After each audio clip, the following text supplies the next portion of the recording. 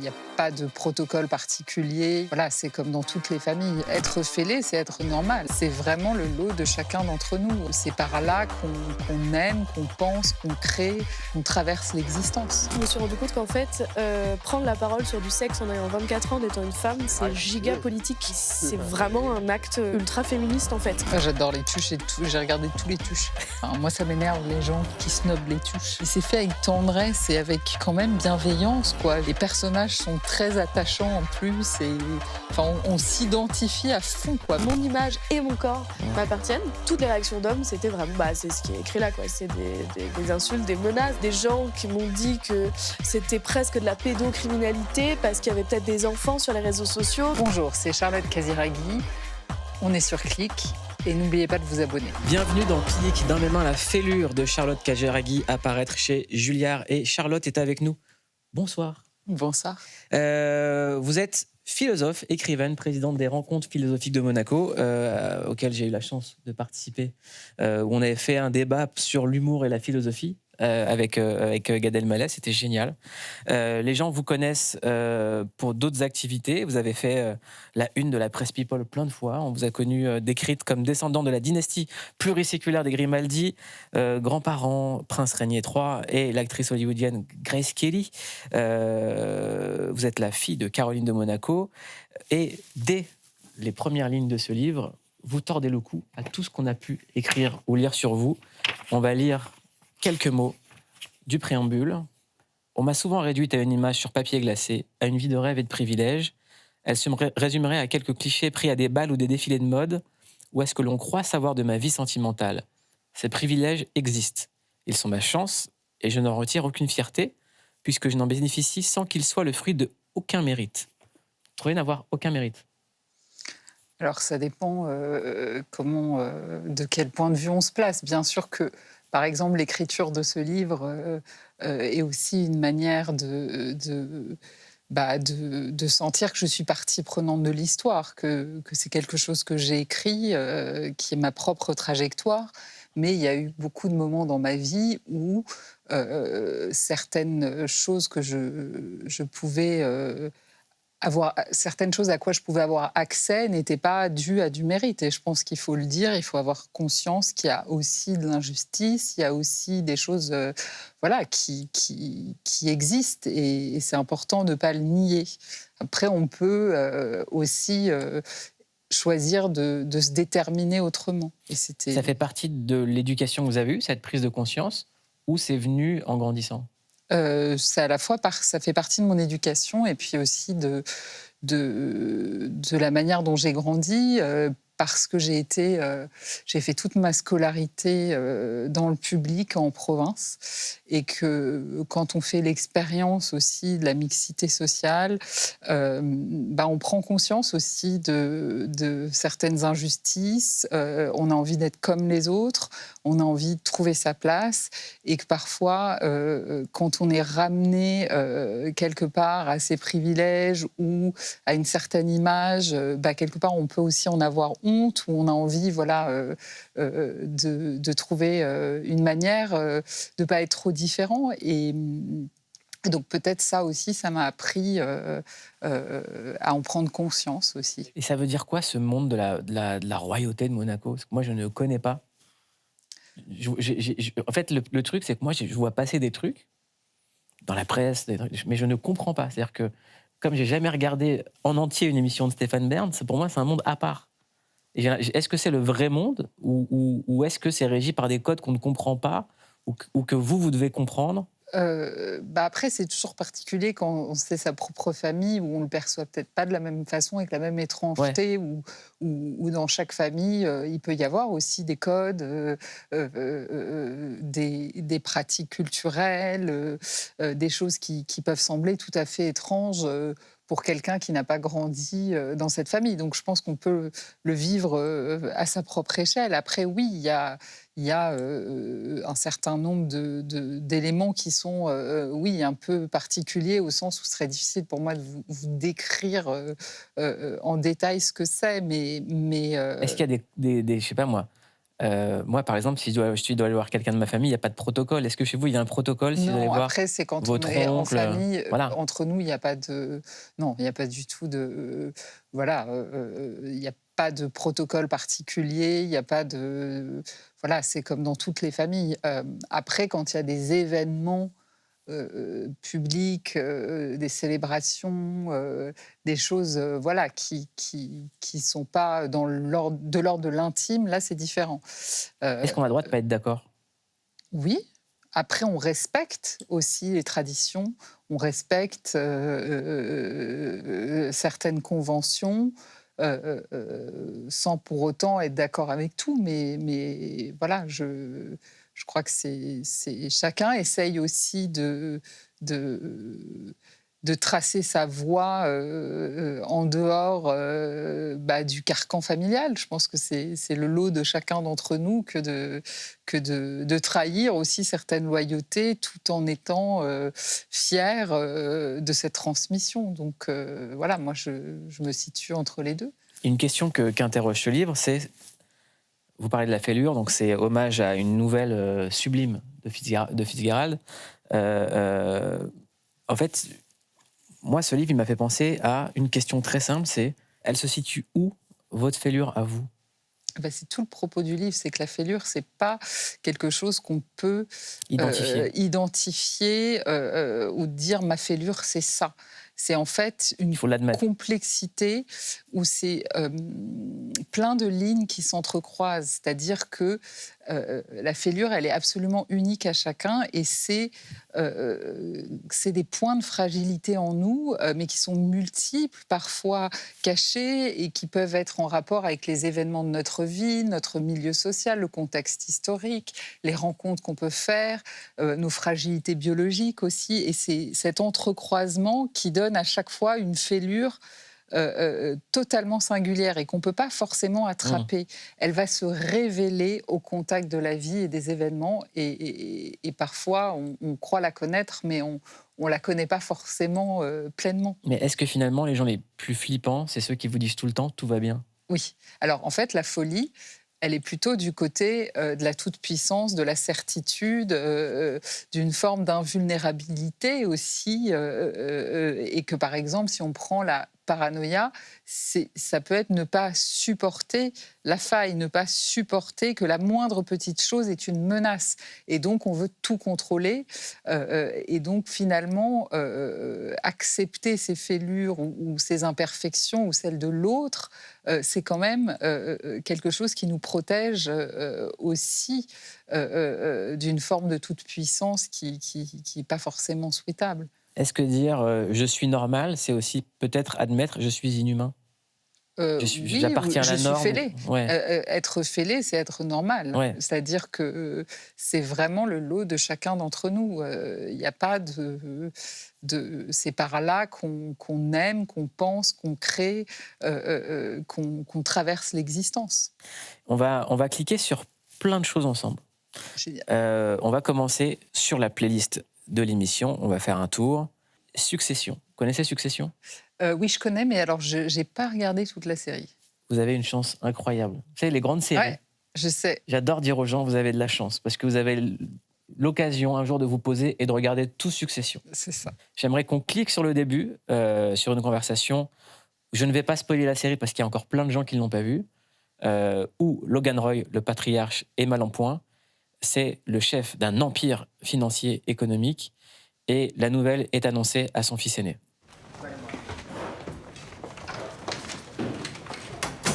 Jesus. So there's a bathroom there. Hi, Carolina. Hi. Thank you, guys. So I have Dewey and Asha from the nominating committee on the line. Kendall's here, and you're on speaker, guys. So sorry to hear about the news. Likewise. As you know, our standing plan in the event of Logan's absence is to separate his CEO and chairman roles. You become acting CEO. Frank stays on as COO. We'll need to act fast. Stabilize the stock price. Dewey, I'm sorry. My dad is my focus right now, okay? Well, of course. It's just that there's a problem in terms of the optics if what happened earlier today between you two gets out. I'm sorry, I don't know what you're talking about. Sure. Well, And then there's the problem with Frank. As in Logan fired him and promoted Roman. Roman? Jesus. Look, I'm sorry. I can't get into this right now, guys. No, no, of course. You are in no fit state. Cette scène, je voulais vous la montrer parce que c'est l'histoire d'une famille qui règle ses comptes en public, où la succession fait tout le temps partie des enjeux. Est-ce que vous avez grandi avec ça?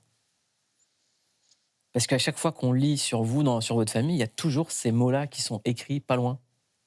Oui, alors c'est vrai que J'imagine que c'est pas la guerre comme dans Succession. non, c'est pas la guerre. Et puis quelque part, voilà, moi je suis pas la première concernée, donc c'est sûr que je veux dire, voilà, je sens pas ce poids sur mes épaules que de succéder ou d'avoir cette. Après, il y a aussi peut-être la question de qu'est-ce qu'on fait d'un héritage, comment on s'inscrit dans cette transmission ou cette succession. Après, voilà, c'est pas. C'est évidemment quelque chose qui pèse quand même toujours, parce que ça va aussi avec des devoirs, des responsabilités, des engagements, et que dans beaucoup de familles où bah voilà, il y a un patrimoine, il y a tout un tas de choses qui doit être gardé quoi, par la famille, on ne peut pas forcément envoyer tout balader et dire voilà, je veux me casser et faire ma vie. Il y a un peu cette obligation d'en faire partie. Donc, et après, je pense que ça crée de la rivalité aussi. C'est inévitable. Vous avez réussi à slalomer là-dedans, à tout éviter? Oui, franchement, parce que je crois que c'est pas... ça dépend là où par rapport à quoi on veut se définir ou qu'est-ce qu'on cherche. Et c'est vrai que peut-être, moi, j'ai voulu trouver un chemin singulier qui était le mien et où je ne mettais pas ma valeur dans tout ça et que c'était une manière aussi de prendre ma liberté que de me mesurer à d'autres enjeux qui étaient peut-être de la créativité, de l'écriture, de faire des études, du sport, des choses qui, voilà, où ça ne rentrait pas en ligne de compte. Et que ça, je pense que ça permet aussi de tracer son chemin. Et qu'à un moment, on a besoin de ça. Ce que vous dites, parce que quand moi, je viens d'un milieu populaire, les études, c'était une façon de s'affranchir. Oui. Là, vous me dites que les études, c'est aussi une façon de s'affranchir dans votre milieu. Oui, parce que ça, enfin pour moi en tout cas, c'était une manière de me mesurer. Bah, quand on passe en examen, quand, bah voilà, on est quand même, on doit quelque part conquérir aussi sa valeur en fonction de ses qualités propres. Donc c'est important, je crois. Enfin pour moi, c'était une manière d'être libre et de pouvoir me projeter aussi dans une activité qui nécessitait un parcours hors de ce cadre familial. Qu'est-ce qui vous rend libre ? Pour moi, c'est le savoir, c'est la rencontre, l'échange. Je trouve que pour moi, la prison, l'enfermement, c'est d'être enfermé en soi-même. C'est-à-dire de ne plus être touché par autre chose que sa petite existence. Et que pour moi, c'est quelque chose que je n'aime pas, quoi. J'aime ouvrir les portes. Et je crois que la littérature, en tout cas, a été pour moi et la philosophie aussi, une émancipation, une liberté, parce qu'il n'y a pas de frontières, on peut traverser des mondes, on peut voilà, réunir des choses très différentes. On n'est pas ramené voilà, à un certain nombre de choses qui nous déterminent ou nous surdéterminent. C'est quoi une petite existence? Une petite existence, c'est pas une petite existence où on la conçoit de quelqu'un qui n'a pas accompli des grandes choses. C'est pas du tout ça. Pour moi, quand je dis sa petite existence, c'est la contemplation narcissique de son petit monde où on n'est pas capable de penser en dehors de ce petit enclos. Et ça peut se retrouver même chez quelqu'un qui donne l'impression d'avoir une existence grandiose. Et il y a des gens qui ont des vies très simples et qui ont une ouverture immense. Donc ça, c'est pas tellement en rapport avec la reconnaissance sociale ou ce qu'on a accompli aux yeux des autres. Il y a cette expression « les grands de ce monde ». Ah oui. Moi, je n'ai jamais compris ça. Justement, les grands de ce monde où on ne fait pas partie du même monde, même si je conçois qu'on puisse avoir des réalités socio-économiques, culturelles différentes, que ça compte, que ça détermine aussi beaucoup de choses. Mais il y a une passerelle entre les mondes. Et de dire d'un côté, il y a les grands de ce monde, et puis il y a les autres.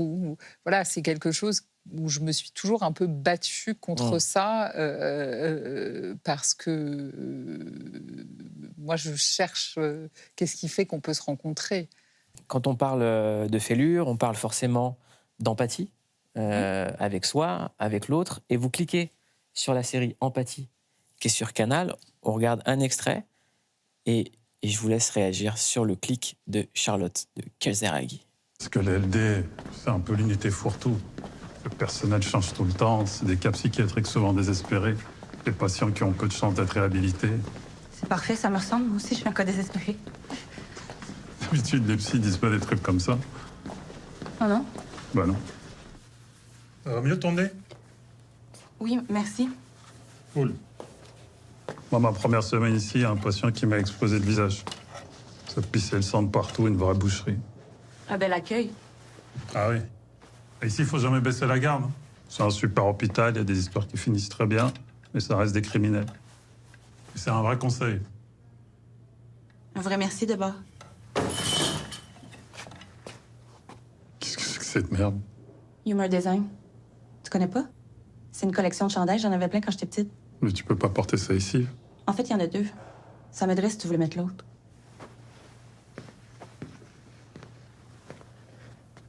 Tu y vas? Qu'est-ce qui vous touche dans cette scène et dans cette série? Ce qui me touche, d'abord dans cette scène, quand Mortimer lui dit c'est pas habituel d'entendre que les psys sont des cas désespérés. Et je trouve que ça humanise aussi les choses, parce qu'on a toujours l'impression que le psychiatre, c'est quelqu'un qui est dans le contrôle, le savoir, une pleine maîtrise de lui-même et qui a un ascendant, mais que c'est pas vraiment quelqu'un d'humain. Alors que, en fait, être psy ou psychiatre, c'est occuper une fonction, mais en dehors d'un cabinet ou d'un hôpital, ça reste une personne qui est en galère comme tout le monde, qui a des fêlures, qui a des fragilités. Et peut-être c'est ce qui fait qu'on peut exercer ce métier-là, c'est de peut-être être assez lucide et suffisamment vigilant par rapport à ses propres fragilités pour que ça ne rentre pas trop en compte dans la relation avec un patient. Et c'est ça que j'ai aimé dans cette série, c'est cette manière de déstigmatiser l'hôpital psychiatrique, d'y mettre de l'humour, voilà, de la maladresse aussi. Ça permet de s'identifier aussi aux personnages et aux patients aussi, parce que la folie fait peur, l'hôpital psychiatrique fait peur, c'est un endroit qui va très mal aujourd'hui, et que je pense que ce genre de série permet aussi de pas justement coller tous ces préjugés sur cet univers. Pourquoi c'est important justement de ne pas stigmatiser ceux qui sont en hôpital psychiatrique et de ne pas les laisser tomber? Parce qu'il n'y a pas enfin, c'est l'idée qu'on serait contaminé par la folie ou la dépression, que ça nous empêcherait d'aller bien, que ça serait peut-être une menace et qu'il faudrait tenir ça à l'écart. Sauf que finalement, il y a beaucoup plus de personnes qu'on ne pense qui souffrent de problèmes psychiatriques, qui ont fait des épisodes difficiles, et que je pense que c'est quelque chose qui doit changer dans la manière dont on perçoit ça. Parce que quand quelqu'un se casse une jambe, il n'y a pas le même, il y a pas la même honte, il n'y a pas la même, voilà, on va se faire soigner, il n'y a rien de honteux à ça, mais aller se faire soigner pour une dépression ou pour un autre trouble psychique, il y a toujours beaucoup de honte. Et une difficulté à demander de l'aide, à trouver du travail ensuite, à être soutenu parce que il y a quelque chose d'effrayant. Qui est fou? On l'est tous un peu quand même. Enfin, c'est Deleuze qui disait, enfin voilà, on a tous un grain de folie. C'est ça qui fait notre charme, c'est ça qui fait notre présence singulière. Après, évidemment qu'il y a des degrés où il y a de simples fêlures à des fractures qui font qu'on peut plus être dans le réel, ou quelque chose dans notre rapport à la réalité est abîmé. Donc ça, c'est pas tout à fait... On peut pas mettre tout sur le même plan. Mais je pense qu'on traverse tous, à des degrés différents, des moments de folie. C'est inévitable. C'était quand votre dernier coup de folie? Quand j'ai acheté 15 vernis à ongles, alors que j'en avais déjà 5 de la même couleur, voilà, c'était un truc complètement compulsif. Voilà, on peut des fois à des moments se dire mais pourquoi j'achète ça? C'est complètement, enfin c'est un peu un coup de folie sur le moment, parce que voilà, on est angoissé et ça n'a aucun sens. J'aimerais qu'on aille faire un tour sur une comédie. Une des comédies populaires les plus vues en France, c'est Les Tuches, et ça se passe à Monaco. Vous l'avez vu? Oui. J'aimerais bien avoir votre avis sur cet extrait-là. Bon, Cathy, les enfants, mamie, j'ai quelque chose d'important à vous dire. T'as gagné au loto? Non. Il y a un temps pour rire, oui, mais il y a aussi un temps pour dire les choses. Dorénavant, nous allons vivre à Monaco. Mais attention. À quoi? Nous ne sommes pas encore de vrais Monte Carlo. Monégasque. C'est pas parce qu'on a un gros PEL qu'on va se faire accepter comme ça du jour au lendemain. Il va falloir s'intégrer dans notre nouvelle patrie et montrer que nous sommes dignes d'appartenir à la principauté. Nous allons vivre sur ce petit bout de rocher. Pas plus gros qu'un rocher. D'où son nom. Le rocher.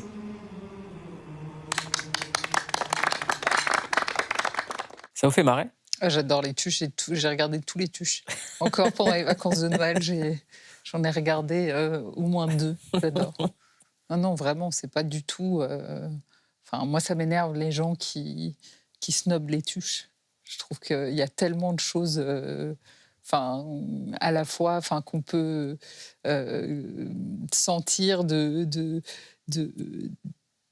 contrastes aussi entre des réalités différentes, mais c'est fait avec tendresse et avec quand même bienveillance, quoi. Je veux dire, je trouve que Oui, il y a une justesse dans le ton qui se moque fait pas des Monégasques, il se moque de la perception de Monaco.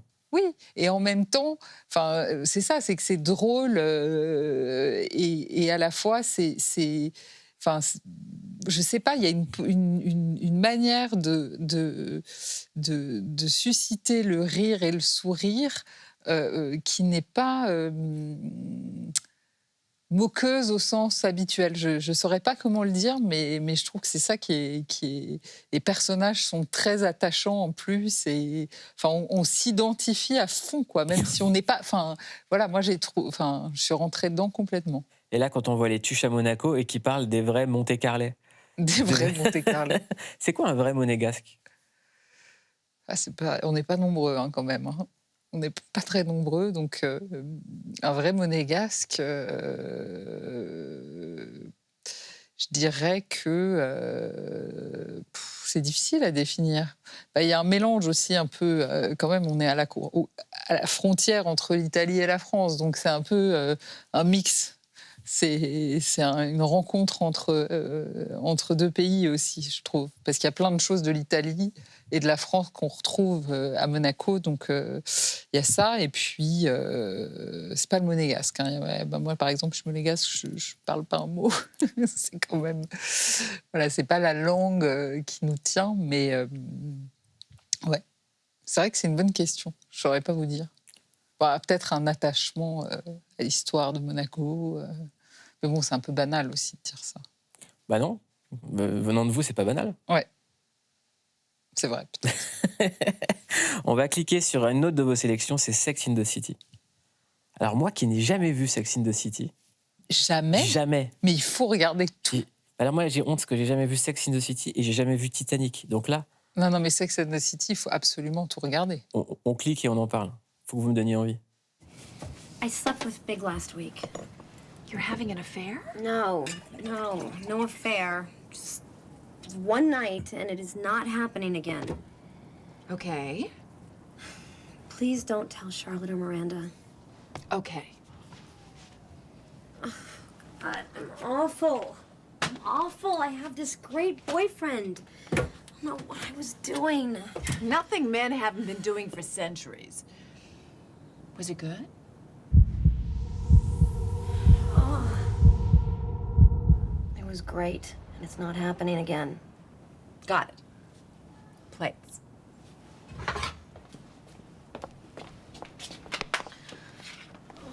How could it feel so good when it's so bad? Oh, honey, they design it that way. It's like Big and I, we have this thing. It's all about the pheromones. We're all just animals reacting to each other's smell. But I have this non-married, wonderful boyfriend with all his hair waiting for me who smells great. Don't beat yourself up. Aiden hasn't said I love you yet. Until he does, you're a free agent. What is that, the rules according to Samantha? See? I'm more old-fashioned than you think. I don't want to be a free agent. Don't you want to judge me just a little bit? Not my style. J'ai un super copain avec tous ses cheveux, c'est une très bonne vanne. Ouais, ça alors, c'est... Pourquoi avoir choisi cet extrait? Parce que c'est... Bon, déjà, Samantha, elle est mythique. C'est vraiment une de mes préférées, même si je ne m'identifie pas forcément avec elle, mais cette phrase, voilà, quand elle dit « That's not my style don't you want to judge me ?» quand elle lui demande, c'est vraiment un truc je crois qu'on vit entre copines ou entre copains, cette complicité dans le crime, c'est-à-dire que quoi qu'il arrive, je te juge pas et voilà. Et ça, pour moi, ça dit quelque chose de ces moments où on est honteux et où on raconte un truc. Il n'y a qu'une personne qu'on peut le raconter parce que on sait que cette personne nous jugera pas. Et c'est un peu ça l'amitié aussi, je crois. À laquelle vous identifiez le plus? Peut-être quand même Charlotte, la bonne élève, toute... un peu plus à elle. Mais après, je pense que Samantha aussi, un peu Carrie. En fait, on est un peu toutes. il y a un peu de moi chez toutes, quoi. Et vous avez des confidents? Ah oui. Ouais. Franchement, oui. Vous êtes une grande papoteuse. Grande papoteuse. Ouais. Ah oui, ça. J'ai plusieurs groupes de copines où on se raconte notre vie minute par minute. Non, peut-être pas, mais oui. Donc tout le monde est passé au crible, en fait. Non, pas forcément. Non, pas forcément. Mais j'avoue que c'est un truc qui... Moi, j'adore... oui, j'adore ces moments où on a une galère, on est là les unes pour les autres. Je pense que c'est quelque chose... C'est une des joies de la technologie, du téléphone, maintenant. C'est de pouvoir justement être en lien, je dirais pas de manière continue, mais enfin, quand même, il y a quelque chose d'assez agréable à ça. J'aimerais vous présenter 2 nouveaux visages. L'une est athlète, créatrice de contenu brillantissime, elle s'appelle Manon Lanza. L'autre est humoriste et elle me fait mourir de rire. Elle s'appelle Emma Beaujean. Elle sort son premier spectacle, il faut absolument aller la voir. Et je vous dis ça parce qu'elle m'a carrément menacée sur les réseaux sociaux. Ah ouais. Elle m'a pris en otage. On regarde et on les accueille. En fait, j'ai besoin de toi, Anna, parce que je sais que tu sais faire ce métier. Et moi, ce spectacle, il me tient tellement à cœur. C'est une vraie échéance importante pour moi. J'ai mis mon cœur, mon showbiz. Tout ce qui compte, Emma, c'est le réseau. T'as de la grosse star, là, qui te follow sur Insta? J'ai Mouloud Achour, Angèle et Darty Bergerac. Voilà! Faut que j'appelle Mouloud? Bah non. Ah, Angèle? Bah non. Darty? C'est le futur. Tous les écrans, l'IA, c'est vraiment la base, ok? Donc attache-moi cette ceinture, puisque tu vas foncer sur l'autoroute du succès, ma grande. Alors voilà, j'ai été contraint et forcé. Donc Emma Beaujean est avec nous. Ouais. Enfin, c'est une prise d'otage, mais ouais. Exactement, c'est une prise d'otage. Elle me fait mourir de rire sur Instagram. Et bienvenue Manon Lanza. Tu es athlète, créatrice de contenu, également très suivie sur Instagram, sur YouTube. Tu as été une des premières à mettre en avant les femmes dans les sports comme le skate, les sports de glisse et ce qu'on appelle les sports extrême, extrême limite. On va en parler dans un instant. D'ailleurs, d'abord, j'aimerais commencer par Emma. Oui. Le spectacle s'appelle « Attends-moi, j'arrive ». Ouais. Il n'y a pas plus cash comme titre de spectacle. Ouais. C'est du 3 février au 7 avril 2026, tous les mardis 19h au Théâtre Le Pic, après 2 mois complets au Mathurin. Ouais. Tu as 24 ans, tu es turco-arménienne. Ouais. Tu as vécu à La Réunion. Ouais. Tu dis « Je parle de mes origines ». Et de là où j'ai grandi, c'est un terreau assez fertile au drame. Ah bah ouais, turque arménienne, c'est quand même un gros dos. Hein. C'est du pathos. C'est ma grand-mère quand je l'appelle. Mais c'est véridique. Hein, si l'appel il commence pas par ça va pas. C'est qu'il y a un problème. Et il y a que comme ça que je la connais. Enfin, je sais pas. Il y a une espèce de. C'est vraiment le mot qui m'est venu, quoi. Un terreau fertile parce que c'est des trucs de racines. Je sais pas. Ça prend racine le drame.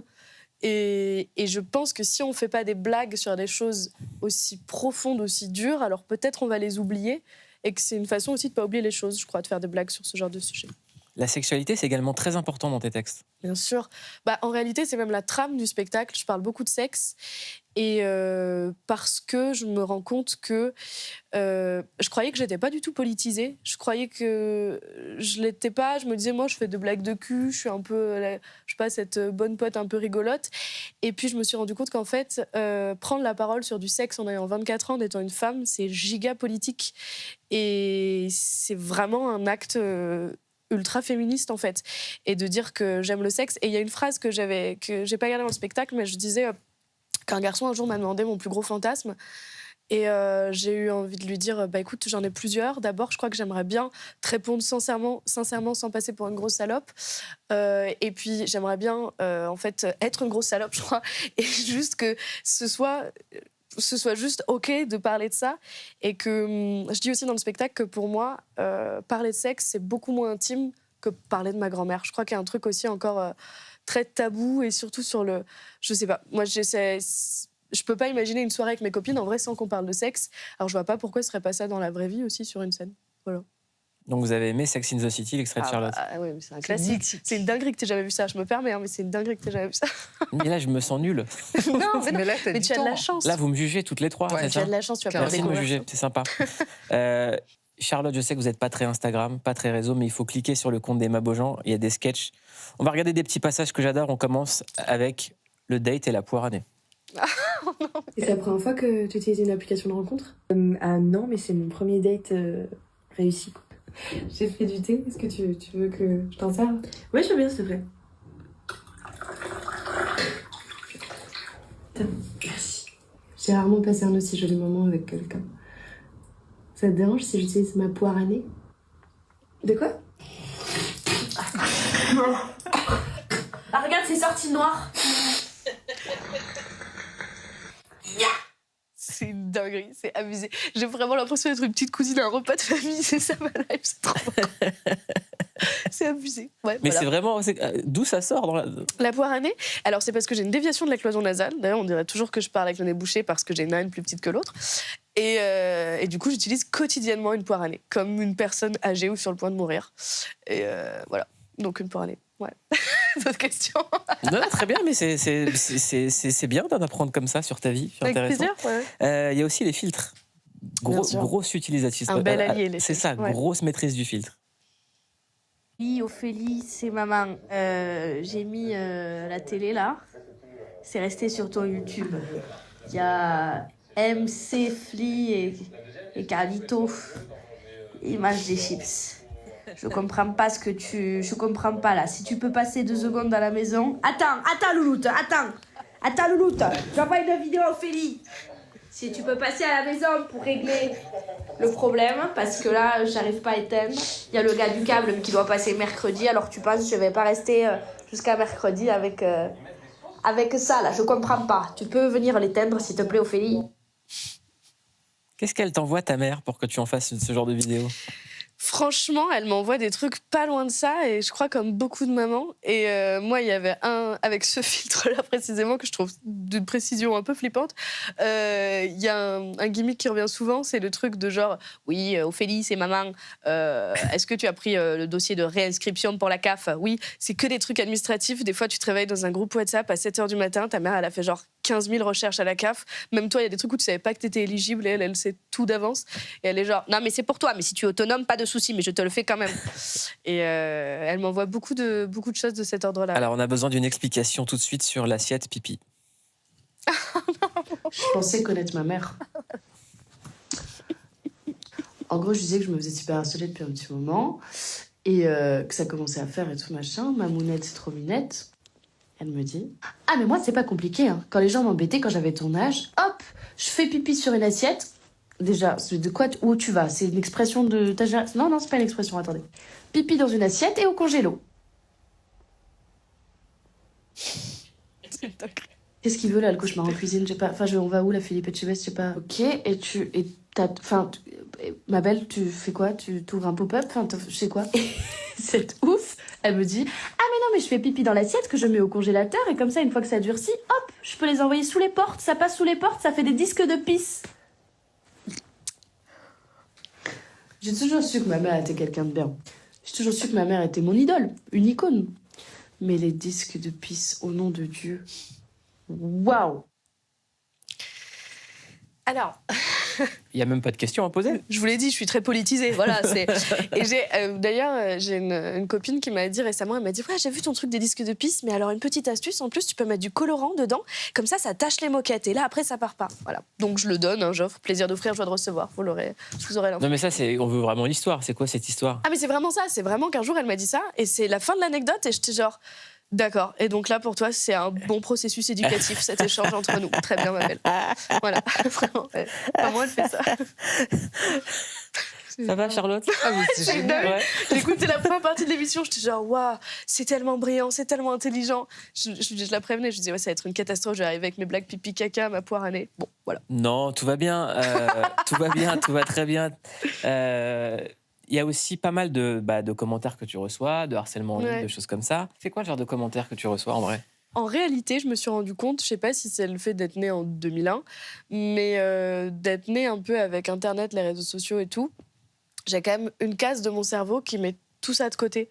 Les commentaires méchants, parce qu'en vrai, je reçois des menaces de mort régulièrement. Et enfin, on a vu mon contenu sur la poire à nez, je crois que peut-être des pharmaciens en colère, mais à part ça, je crois que j'offense personne. Et juste le simple fait, et je l'ai compris il n'y a pas longtemps, le simple fait d'être une femme, d'être jeune, de prendre la parole, c'est pas genre je gêne. Non, c'est juste, c'est gênant que ça existe. Il y a un constat trop bizarre comme ça. Et j'en parle jamais en plus. En vrai, j'en parle jamais des messages que je reçois, du cyberharcèlement, en fait, c'est un nom. Mais j'en ai parlé une fois sur un post parce que j'allais travailler à la radio. Il n'y avait plus de métro, j'étais dans le RER, on était bondés, c'était une cata. Et j'ouvre Instagram et je vois que j'ai eu le malheur de mettre une story où j'étais en culotte, où je me cachais, machin et tout, et quand bien même, bah voilà. Et en fait, je vois ça, et là, je suis dans le métro, et là, c'est le moment de trop, et ça sent la sueur, c'est absurde. et je pète un câble, et je vois tout ça, et là, je me dis... Et surtout, la liste, elle est giga longue. Et surtout, je vois la différence entre les commentaires des hommes et les commentaires des femmes. Mais surtout, en fait, c'est que des gens qui cachent leur profil, leur visage, il n'y a jamais... Ouais, bien sûr, oui. Et en fait, dans le lot, il y en a pas mal qui me follow, qui me suivent encore, quoi. C'est trop bizarre, c'est très schizophrénique comme comportement. Et surtout, j'ai posté donc, cette story-là, et en fait, j'ai reçu dans la foulée des messages de femmes qui m'ont dit « Coucou, est-ce que tu as fait exprès d'appuyer sur story ? Peut-être que non, et peut-être que c'était juste préventif. » Mais même ça m'a gavé. Donc pour vous, c'est forcément une erreur si j'ai envie de faire des vannes et montrer mes ins, en fait. Et je pense que je suis encore pas assez connue pour pouvoir me mettre dans la case dans laquelle j'ai envie d'être, donc un peu tout à la fois. Et en fait, il y a des moments où je me sens vraiment fraîche et j'ai envie de me sentir bien. Et ça fait partie de ce processus-là. Et ça m'appartient. Et mon image et mon corps m'appartiennent. Et en fait, tout de suite, les réactions d'hommes, il y en a évidemment quelques-uns, mais en fait, on s'en fiche, c'est minoritaire. Toutes les réactions d'hommes, c'était vraiment... c'est ce qui est écrit là, quoi. C'est des insultes, des menaces, des trucs hyper violents. Des gens qui m'ont dit que c'était presque de la pédocriminalité parce qu'il y avait peut-être des enfants sur les réseaux sociaux, comme si c'était ma responsabilité que des mineurs s'inscrivent sur... En fait, j'ai une espèce de triple peine où tout vient sur moi, quoi, et tout est sur moi, sur les femmes, quoi, en général. Et tout est la faute des femmes, quoi. Voilà. Manon, tu es créatrice de contenu, athlète, tu as publié très tôt un livre sur le skate, là tu as publié un documentaire, tu as participé au GP Explorer, tu as eu un accident pendant une compétition, et en fait, toi qui te retrouves à l'hôpital, ton téléphone est bombardé de messages, ce qui a fait de toi une des femmes les plus harcelées de l'histoire de France. Ouais. Je me souviens très bien, ça m'a choquée, il y avait un séisme au Maroc en même temps. Et j'étais en TT sur Twitter devant le séisme. Ça devait être #Manon, un truc comme ça, Manon GP. Et c'est affolant. C'est là que tu te dis... En fait, ce qui m'a le plus choqué, c'est d'avoir autant de messages sur une polémique qui me paraissait tellement... Enfin, je veux dire, c'est un accident de course comme il y en a tout le temps en F1, en fait. Sauf que là, vu qu'on est un peu dans ce cadre des réseaux sociaux, et puis en plus de ça, je suis une femme, c'était l'étincelle parfaite pour enflammer Twitter, quoi. Parce que ce que dit Emma, c'est que carrément, la photo a pris le pas sur ton travail, sur ta création. Toi, c'est pareil. T'étais la nana qui a fait un accident. C'est comme si tout ce que t'as fait avant n'existait plus. Exactement, ouais. T'es carrément catégorisée comme la nana qui a ruiné la course, qui ferait mieux de rester dans la cuisine, qui sait pas conduire. Et puis après, ça part dans des généralités de dingue, quoi. Genre femme au volant, mort au tournant, on m'a ressorti tous les vieux trucs. C'était terrible de voir à quel point la nouvelle génération est finalement pas encore éduquée sur ce sujet-là. Et ça fait peur, en fait, je trouve. Parce que Emma, elle dit, voilà, moi je suis née en 2001, génération qui a grandi avec les réseaux. Toi, t'es un peu plus âgée. Ouais, je suis née en 93.